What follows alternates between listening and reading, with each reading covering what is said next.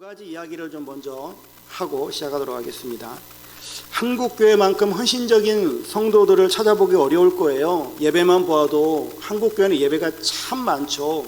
주일 예배는 물론이거니와 수요 예배, 금요 기도회뿐만 아니라 새벽 예배, 또 구역 예배를 드리는 곳들도 있고 참 많아요.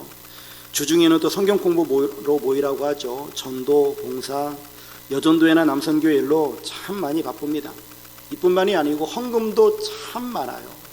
주일헌금부터 시작해서 11조, 감사, 선교, 건축, 1,000번째 헌금을 하시는 분들도 계시고 절기마다 또 절기헌금 해야 되고 헌금도 참 많습니다. 예배도 많이 드리고 봉사도 많이 하고 헌금도 많이 하는데 왜 한국교회는 점점 줄어들까요? 목회 데이터 연구소의 자료에 따르면 2024년 16.2%인 기독교인 비율은 이후 지속적으로 떨어져 2050년엔 11.9%로 예상이 되어지죠. 그래서 2024년 현재 828만 명인 기독교인이 2050년에는 560만 명으로 예상이 되고 있습니다. 2030 세대는 더 취약하죠. 현재 2030 기독교인 숫자는 215만 명인데요. 2050년이 되어지면 94만 명으로 줄어든다라고 지금 예측이 되어집니다. 한국교회가 참 열심히 하는데 왜 이렇게 감소 추세에 있을까? 이 부분을 한번 우리가 생각해 보고요. 또 하나의 이야기입니다.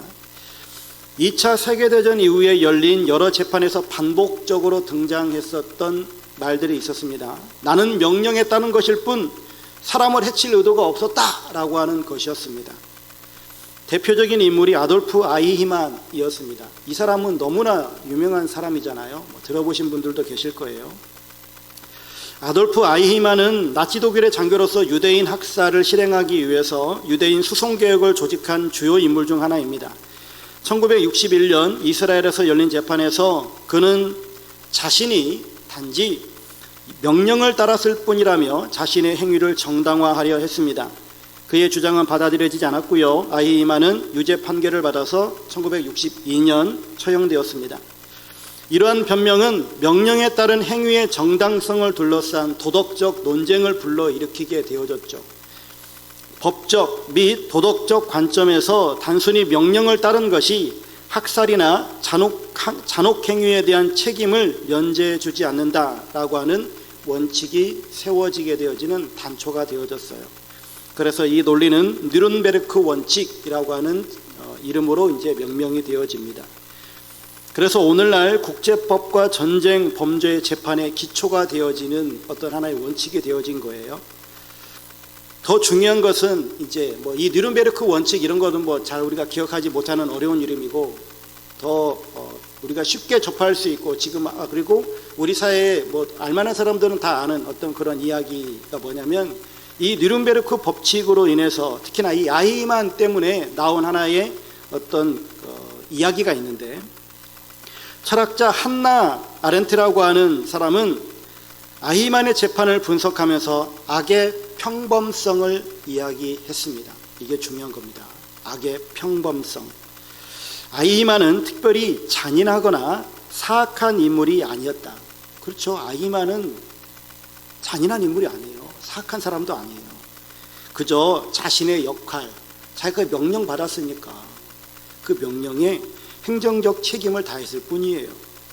그는 깊이 생각하지 않았고요. 관료적 시스템의 일부로서 행동했을 뿐이었습니다. 조직사회에서 명령하면 순종하는 거 당연한 거 아닙니까? 그렇게 행동했다라고 하는 거예요. 이로부터 배울 점은 뭐냐면요. 거대한 악이라고 하는 것은 소수의 사악한 사람뿐만 아니라 무비판적으로 체제에 순응하고 자신 행동을 반성하지 않는 평범한 사람들에 의해서 유지되어진다라고 하는 것. 다시요. 거대한 악이라고 하는 것은 소수의 사악한 사람이 명령할 때 그냥 그렇지 따라가고 순응하는 사람들로 인해서 이 거대한 악이 만들어진다라고 하는 거예요. 인간에게는요, 불이한 명령을 거부할 책임이 분명히 있다라고 하는 겁니다. 우리에게 주는 교훈은 무엇이냐면 무관심과 순응은 악의 동조자가 되어진다라고 하는 겁니다. 그래서 어떤 악이라고 하는 것이 발현되어졌을 때에 그냥 가만히 있는 것은 거기에 동조하는 거예요. 악을 방관하지 않고 적극적으로 저항하는 것이 도덕적 의무이다 라고 하는 것이 바로 악의 평범성에서 우리가 갖춰야 될 기본적인 윤리라고 하는 것이죠. 모 가수가 이런 얘기를 했습니다. 내가 정치인도 아닌데 이번 어떤 계엄 사태에 대해서 내가 어떤 의견을 피력할 필요가 뭐가 있느냐라고 한 이야기를 하더라고요. 팬 떨어질까봐 이 말도 못하고 저 말도 못하는 걸 거예요. 그런데 그게 바로 악의 평범성이에요. 그냥 뉘른베르크 원칙에 따라서 그냥 나는 그냥 순응하고 가겠다라고 하는 것밖에 되지 않아요. 저는 이번 윤석열 대통령의 계엄 사건과 국방위원회의 현안 질의를 보면서 너무나 가슴이 아팠어요. 특히나 육군 참모총장인 계엄사령관이었던 박안수 대령은 모 교회의 안수 집사님이에요. 그래서 어떤 신문에는 또 기독교인이라고 하는 그런 기사로 기사화까지 됐어요. 또 기독교인이 그런 곳에 동참했다라고 하는 거죠. 그리고 자신은 실탄이 지급된 것도 모른다, 국회에 진입한 것도 몰랐다라는 식으로 이야기합니다. 실제로 몰랐을 수도 있겠죠. 근데 중요한 것은 그가 소위 바지 사장으로 그렇게 세워졌다 할지라도 최종적으로 사인한 건 그 사람 아닙니까? 거부할 권리가 분명히 그에게도 혹은 책임이 그에게도 있었다라고 하는 것이죠. 윤석열 대통령과 계엄을 함께 했었다는 사람이 어떻게 될지는 전 몰라요. 모르겠어요. 되겠죠. 어떻게 되겠죠. 어떻게 흘러가든. 그런데 중요한 것은요, 그리스도인이 어떠한 행동을 해야 하는지는 분명합니다. 우리는 하나님 만나기를 준비하는 삶을 살아야 하잖아요. 이 세상뿐만 아니라 곧 우리가 하나님 앞에 서는 날이 올 텐데 그 하나님 앞에 서는 그 날에 우리는 어떠한 모습으로 설 수 있겠느냐라고 하는 거예요. 오늘 제목이 내 하나님 만나기를 준비하라입니다. 한국교회는 정말 열심히 헌신이 많죠. 열심히 특심인 민족이에요. 이 열심히 특심인 이 민족이 하나님 만나기를 준비하는 삶을 지금 잘 살아가고 있는가라고 하는 이 부분 우리가 함께 오늘 본문을 통해서 나누고자 합니다. 왜 제가 한국교회 헌신에 대해서 먼저 말씀을 나누었냐면 한국교회는 열심을 곧 믿음의 척도라고 생각하는 경향이 두드러지기 때문에 그래요. 열심히 해야 믿음이 좋은 사람으로 그렇게 생각하거든요. 그런데 이렇게 한국교회 이야기를 하는 것과 아모스가 말씀을 전파하던 그 시대가 너무나 닮아 있어요. 오늘 본문 오늘 본문에 나와 있는 4절 이하에서 전하고 있는 그들의 종교적인 모습을 한번 보십시오. 베델과 길갈이라고 하는 당시 유명한 성소가 있었습니다. 베델은 너무나 잘 알다시피 야곱이 바단 아람으로 가다가 그 베델에서 베고 자다가 하나님을 만난 곳이잖아요. 길갈은요, 여호수아 군대가 요단강을 건너서 처음으로 거기에 이제 단을 쌓은 곳이기도 합니다. 그런 유명한 곳에다가 성소를 만들어 놓고 하나님을 예배하는 장소로 세운 거예요. 그곳에서 아침마다 희생 제사를 드렸고 11조를 3일마다 드렸습니다.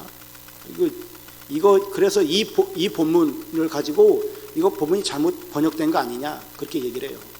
11조를 3년마다 드렸다라고 하면은 이해가 되겠는데 왜냐하면 이스라엘 백성들은 매년 11조를 드리지만 3년마다 또 11조를 또 드리는 게 있거든요.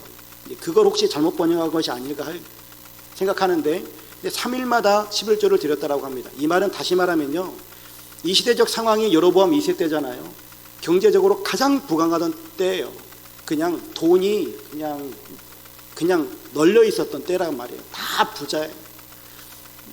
우리가 금요일 날에도 말씀을 나눴지만 여름 별장, 겨울 별장을 지어놓고 별궁을 지어놓고 살아가던 그 상하궁을 만들어놓고 살아가던 시대였어요. 그만큼 그냥 너 얼마 있어? 나는 약속하지. 나 한 5조밖에 없어. 그냥 이런 때예요. 그냥 다 그렇게 살아요. 그렇게 막 부강하던 그런 시대였단 말이죠. 근데 그들이 그래서 이렇게 3일마다 드렸다라고 합니다. 감사의 제사인 수은제, 자원하여 드리는 낙헌제, 제사를 그렇게 열심히 드렸습니다. 뭐 이렇게 계속 돈을 벌어쨌겠니 감사의 제사를 이렇게 드렸겠죠. 절기마다 제사를 드리고 번제, 소제, 살찐 희생의 예물을 드렸습니다. 문제는 이런 종교적 헌신이 그렇게 많았는데 이에 대한 하나님의 평가가 어떠한가라고 하는 건데요. 오늘 우리가 본문 말씀을 읽어보면서 여러분 반복적으로 보여졌던 문장이 있잖아요. 6절, 8절, 9절, 10절, 11절 5번이나 반복되는 문장이 있는데 너희가 내게로 돌아오지 아니하였느니라 라고 하는 말씀입니다. 하나님께 제사를 드리는데 하나님께 돌아오지 않았다. 도대체 이게 무슨 말일까요? 결국 이스라엘은 하나님께 제사를 드리지만 실상은 하나님으로부터 아주 멀어진 상태라고 하는 사실입니다. 다시 말하면 하나님께서는 회개하기를 기다리고 계시는데 이스라엘은 전혀 그럴 마음이 없다라고 하는 거예요. 그래서 하나님은 이렇게 너희가 내게로 돌아오지 아니하였느니라 라고 말씀하고 있습니다. 그렇다면 도대체 왜 그들은 하나님으로부터 이런 평가를 받아야만 했을까요? 첫 번째는 자기중심적 신앙생활을 하기 때문입니다. 오늘 4절 5절 말씀을 좀 보세요. 너희는 베델에 가서 범죄하며 길갈에 가서 죄를 더하며 아침마다 너희 희생을 3일마다 너희 11조를 드리며 누룩 넣은 것을 불살라 수은제로 드리며 낙헌제를 소리내어 선포하려무나 라고 말씀하죠. 그러니까 종교적 헌신이 대단했다라고 하는 것은 뭐 앞서도 말씀드렸던 바이고요. 여기 보게 되어지면 4절에 너희는 베델에 가서 범죄하며 길갈에 가서 죄를 더하며 신앙적 헌신이 하나님께 죄를 더해가고 있는 범죄라고 하는 사실을 밝히고 있습니다. 횟수가 많아지면 많아질수록 죄 또한 더해진다라고 하는 것을 알 수 있죠. 그리고 4절 5절에 이런 하나님 앞에 범죄가 되는 이유가 나오고 있는데 세 가지를 말씀하세요. 첫 번째, 하나는 5절 중간에 보면 소리내어 선포하려무나 라고 말씀하고 있죠. 저들이 이토록 대단하게 신앙적 헌신을 하게 되어진 것이 자기들이 하나님께 예배하기 위한 것이 아니라 다른 사람들에게 보여지기 위함이다 라고 하는 거예요. 번제를 드릴 때도 다른 사람들이 보아주기를 바랬고요. 낙헌제를 드리면서도 큰 소리로 나 제사 드린다, 내가 얼마나 경건하고 얼마나 하나님께 헌신인지를 보아라 라고 큰 소리로 자신의 행위를 자랑하고 있다라고 하는 것이죠. 제사의 목적이 하나님을 예배하는 것이 아니라 바로 자기 영광이고 자기 만족이었다라고 하는 겁니다. 두 번째는요, 오늘 4절 너희 희생, 너희 11조 5절 끝에 너희가 기뻐하는 바니라. 저들이 이토록 대단하게 신앙생활을 하고 있는 그 모든 것들이 다 자기 만족이라고 하는 거예요. 첫 번째는 다른 사람들에게 보이기 위한 신앙생활, 두 번째는 자기 만족을 위해서 신앙생활하고 있다라고 하는 것이죠. 제사도 자기를 위해서 드리고 11조도 자기를 위해서 드리는 겁니다. 신앙적 수고도 모두 다 자기를 위해서 하고 있는 거예요. 자기들만큼 열심히 신앙생활하고 있는 사람들이 누구인가? 라고 하는 것이죠. 그렇게 되다 보니까 자기들의 죄를 돌아볼 수 있는 눈이 없는 것입니다. 이렇게 성소에서 제사, 수은제, 낙헌제 등의 제사에 대해서 하나님은 이렇게 말씀하세요. 5장 21절 22절 말씀 보면 내가 너희 절기들을 미워하여 멸시하며 너희 성회들을 기뻐하지 아니하나니 너희가 내게 번제나 소제를 드릴지라도 내가 받지 아니할 것이요 너희의 살진 희생의 화목제도 내가 돌아보지 아니하리라. 받지 않으시겠다 말씀하십니다. 세 번째, 가장 중요한 이유인데요, 그 제사가 불의의 제물로 드려지는 제사이기 때문에 그러합니다. 즉 그들이 하나님께 예배를 드리고 있는데 그들의 삶은 그 하나님께 예배를 드리는 것과 전혀 딴판이었다라고 하는 거예요. 그들이 경건하지 하나님을 예배하고 있지만 실상은 그들의 삶은 경건하지 않았다라고 하는 건데, 앞서서 우리가 아모스 2장 8절 말씀에 보게 되어지면 이스라엘의 죄를 드러냅니다. 모든 제단 옆에서 전당 잡은 옷 위에 누우며 그들의 신전에서 벌금으로 얻은 포도주를 마심이니라, 이렇게 비판하고 있거든요. 다시 말하면 성전에 성전 제단에 와가지고 기도하기 위해서 자리를 폈는데 그 깔고 앉아있는 것은 전당 잡은 가난한 사람들의 옷이었다라고 하는 거예요. 성전에서 먹는 거룩한 포도주는 가난한 사람에게서 빼앗은 포도주였다라고 하는 겁니다. 이런 작태를 벌이고 있으면서 하나님을 예배하고 있는 거예요. 이것은 단순히 아모스만의 비판이 아닙니다. 동시대 사람이었던 이사야도 말하고 있어요. 형식적 예배에 대해서 비판하고 있는데 이사야 1장 11절부터 15절까지 말씀을 보면 나는 수송아지나 어린 양이나 순념소의 피를 기뻐하지 아니하노라. 내 마당만 밟을 뿐이니라. 헛된 재물을 다시 가져오지 말라. 분향은 내가 가증히 여기는 바요 월삭과 안식일과 대회로 모이는 것도 그러하니 성회와 아울러 악을 행하는 것을 내가 견디지 못하겠노라. 내 마음이 너희의 월삭과 정한 절기를 싫어하나니 그것이 내게 무거운 짐이라. 내가 지기에 곤비하였느니라. 너희가 손을 펼 때에 내가 내 눈을 너희에게서 가리고 너희가 많이 기도할지라도 내가 듣지 아니하리니 이는 너희의 손에 피가 가득함이라 하고 말씀하세요.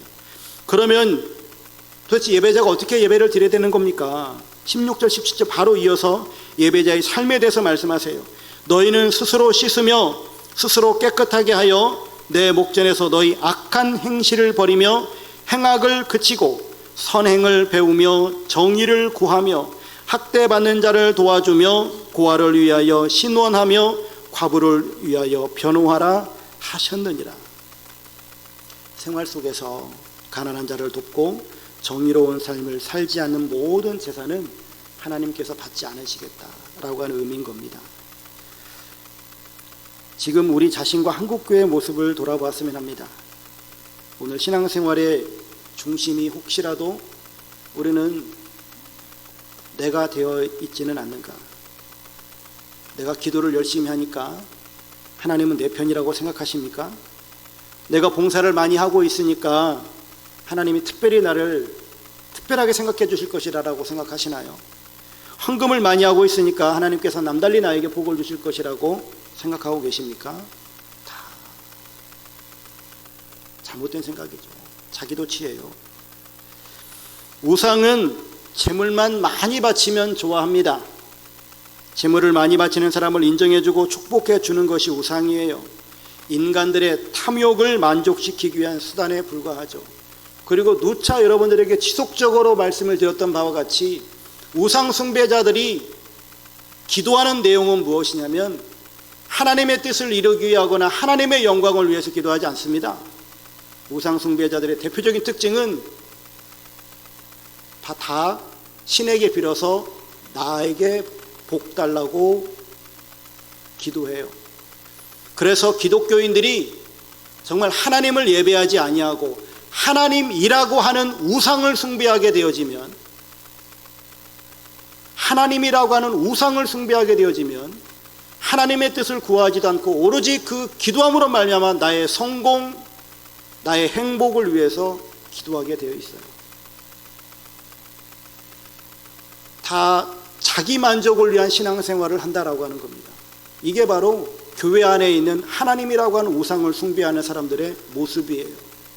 똑같이 예배를 드리는데 어떤 사람은 정말 하나님을 믿는 사람이 있는가 하면 어떤 사람은 하나님이라고 하는 우상을 숭배하는 사람이 있어요. 이게 무서운 거죠. 그래서 우리는 하나님께서 무엇을 원하시는가를 깊이 새겨봐야 됩니다. 하나님은 천천의 수양 만만의 강수 같은 기름을 기뻐하지 않습니다. 아무리 많은 재물을 가지고 와도 질렸다고 하고 내 땅만 밟는다라고 말씀하세요. 왜냐하면 우리가 생활 속에서 정의와 거룩과 사랑과 겸손함을 회복하지 않으면 하나님께서 그 예배를 받지 않으시겠다라고 말씀하십니다. 우리 생활의 중심이 누구인가? 내 삶의 목적은 무엇인가를 우리는 깊이 새겨봐야 돼요. 예배당에 나와서 예배를 드리는 것이 중요한 것이 아니라 내가 정말 하나님을 믿는 사람이라고 한다면 내 삶의 터전 속에서 나는 지금 누구와 동행하고 있으며 나는 지금 그 하나님께 영광을 돌리는 삶을 살아가고 있는가? 나는 과연 하나님 중심으로 살아가고 있는가? 깊이 우리 자신을 돌아봐야 된다라고 하는 겁니다. 두 번째, 하나님은 왜 너희가 내게로 돌아오지 아니하였느니라 라고 말씀하시는 걸까요? 첫 번째는 자기 중심의 신앙생활하는 이스라엘을 하나님께서 말씀해 주셨고, 두 번째는요, 6절에서 11절 계속해서 말씀하시는 것이 깨달음이 없는 신앙생활을 하기 때문에 그래요. 하나님은 이스라엘을 사랑하시기 때문에 그들이 돌아오기를 원하셨습니다. 그래서 하나님께서는 그들이 잘못된 길을 걸어갈 때 그들을 징계해서라도 돌아오게끔 하시죠.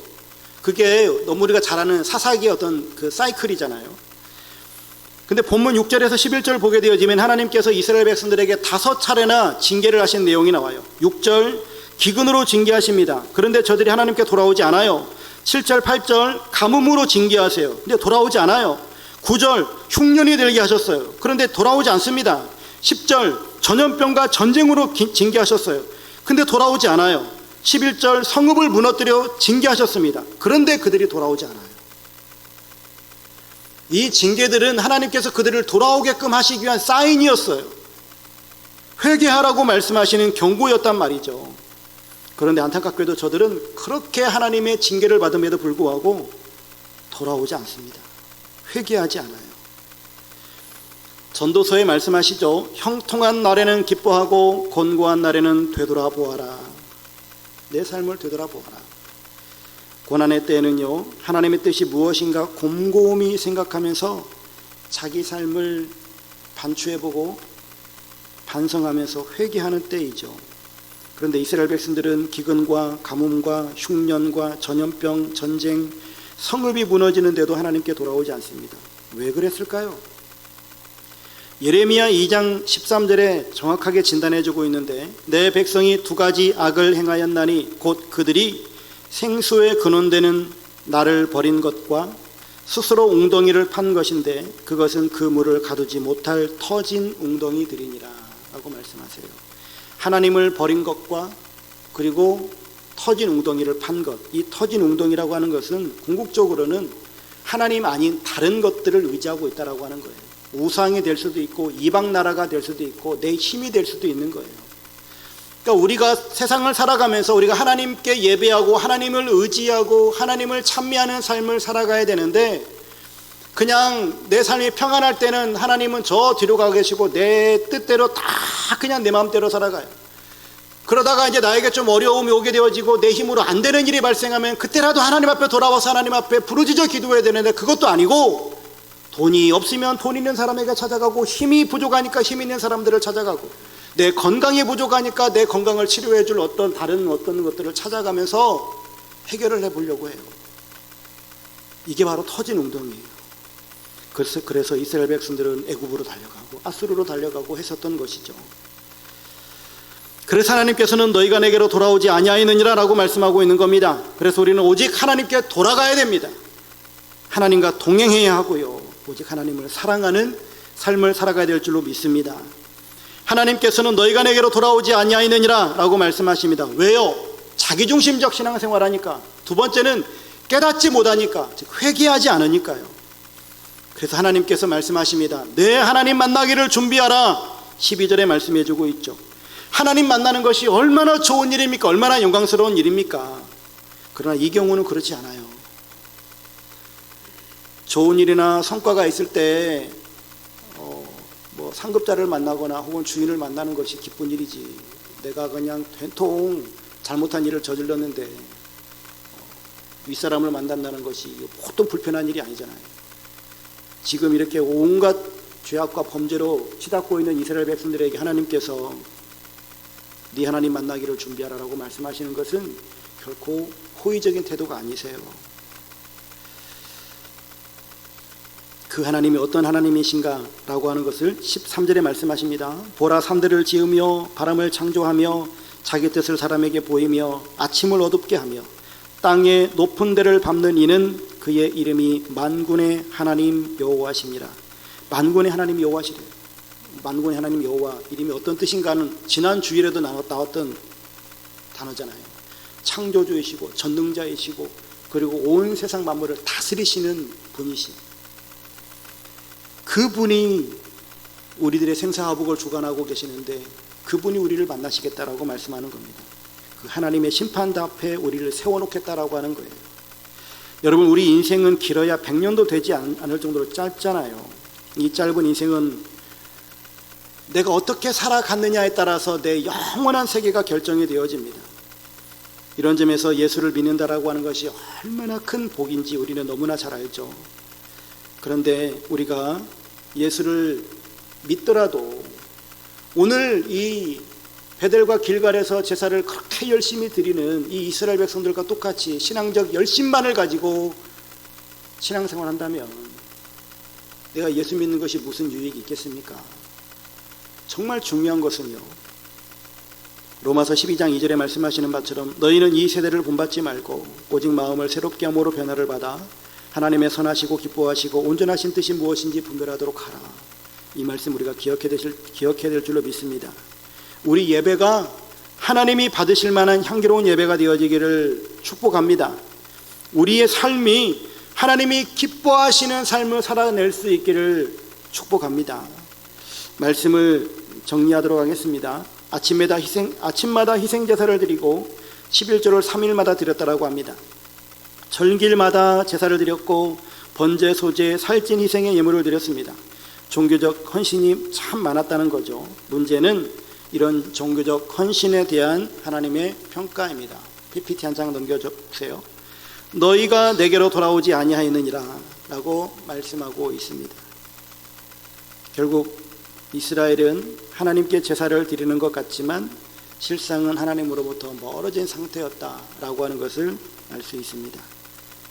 자기중심적 신앙생활을 했고 깨달음이 없는 신앙생활을 했습니다. 어떻게 해야 될까요? 이걸 역으로 치환하면 되겠죠. 하나님 중심의 신앙생활을 해야 할 줄로 믿습니다. 예배의 형식만 지키는 것이 아니라 예배의 내용, 즉 하나님 경배와 이웃사랑을 실천하는 삶이 따라야 한다라고 하는 겁니다. 두 번째는 회개가 넘치는 마음이 있어야 된다. 회개의 삶을 살아야 된다라고 하는 거예요. 하나님께서 이스라엘 백성들에게 돌아오라라고 말씀하시는 것처럼 우리에게도 돌아오라라고 말씀해 주고 계십니다. 하나님께 돌아가는 우리 모든 삶이 될 수 있기를 축복합니다.